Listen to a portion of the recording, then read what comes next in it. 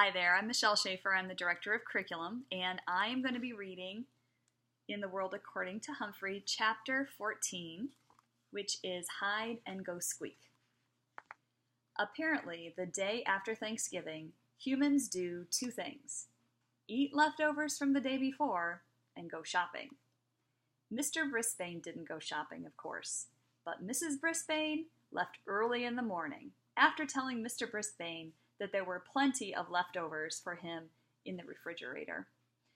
So there I was, stuck with old Sourpuss, and all he did was sit in his wheelchair looking unhappy.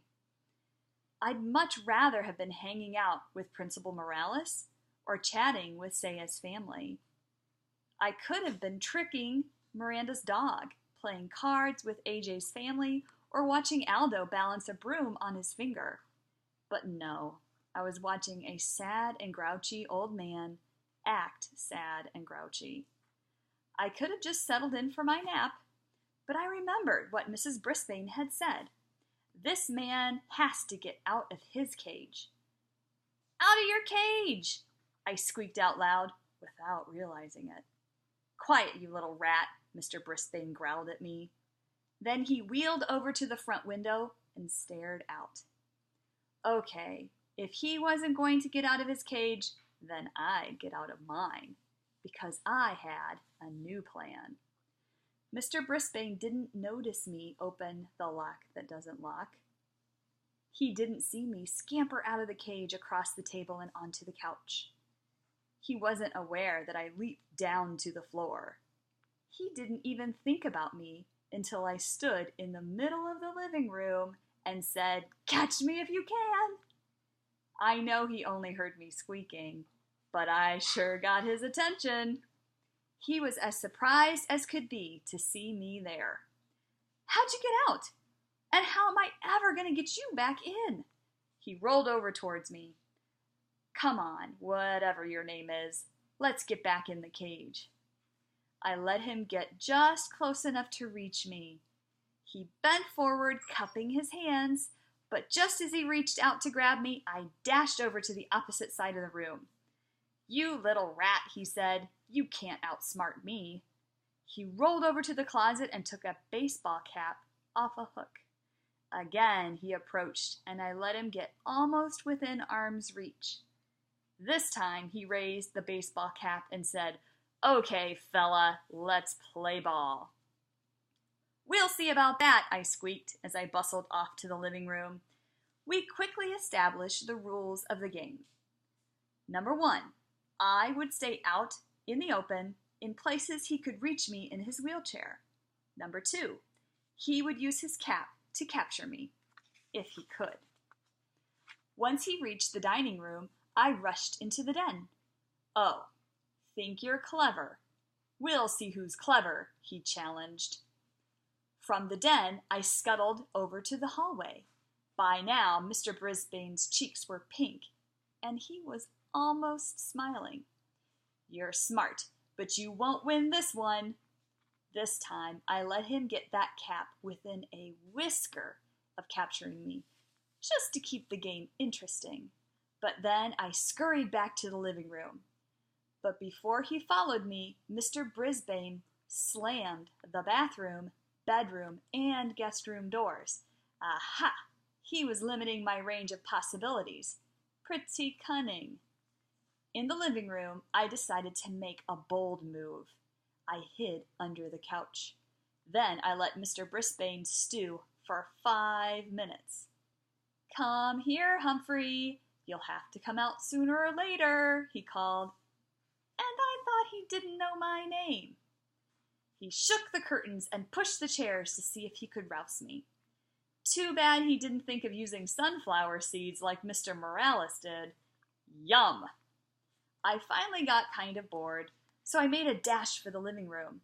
Mr. Brisbane followed me, and this time I let him scoop me up in his cap. "I win!" he shouted triumphantly. He was beaming with pride as he stared down at me. "But you were a worthy opponent." He put me back in my cage, and I scrambled into my sleeping house.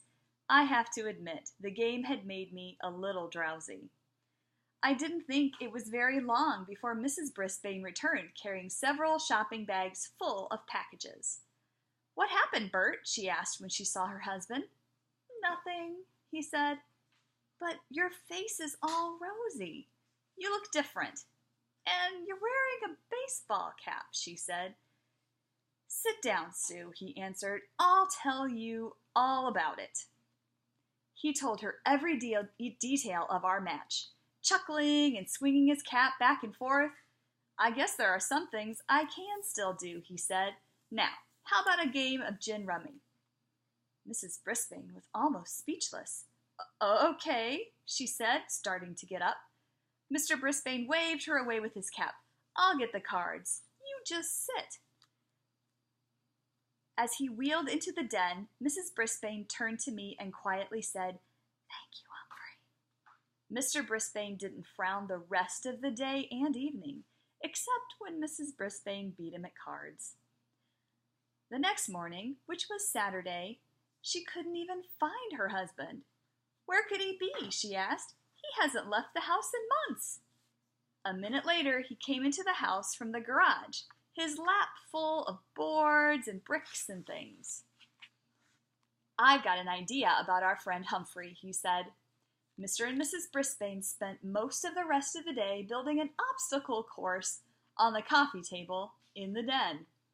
They lined up boards along the side, so I couldn't stray too far. And then they set up things for me to climb over and climb under, like bricks with holes to hide in and big cardboard tubes. And Mr. Brisbane constructed a series of ramps for me to climb. Oh, and we had a wonderful day. Mr. Brisbane got out a stopwatch to time me on my runs, and they made bets on how long it would take me to get from start to finish. Mrs. Brisbane even added a few treats to the maze, bits of apple and biscuit. I had fun, fun, fun. The Brisbanes did too, I could tell. On Sunday afternoon, the Brisbanes invited their neighbors over to watch me run my maze. Mr. and Mrs. Robinson brought their 5-year-old twins along. "Glad to see you looking so chipper," Mr. Robinson told Mr. Brisbane. "I think he's finally feeling better," Mrs. Brisbane whispered to Mrs. Robinson. Mr. Brisbane looked a little vinegary again on Monday morning, though. "Why can't we keep him here, Sue?" he asked. "The children would never forgive me," she told him. "He's really their hamster. But," she grinned, "there's a 2-week Christmas vacation coming up soon. I think Humphrey better spend it here." Could I believe my cute furry ears? She liked me so much she actually wanted me to come back. This was a whole new Mrs. Brisbane, one who liked me. By the time Mrs. Brisbane and I returned to room 26, I was pretty tired. But it was a good tired, and I knew I could rest up from my weekend during recess. Tip 14. Hamsters should be let out of their cages to run in a closed environment for an hour or two at a time.